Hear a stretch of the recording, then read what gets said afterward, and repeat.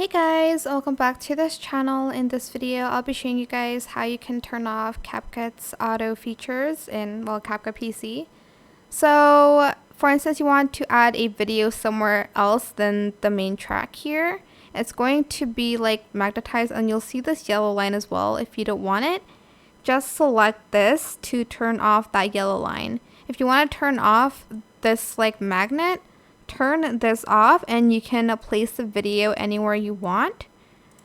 To turn the like snapping, so this will snap right onto the line. To turn that off, just again select that, and I don't really know what the linkage does, but if you want to just turn that off again. I do like turning this these like features on, but if you don't like it, just disable them by pressing it.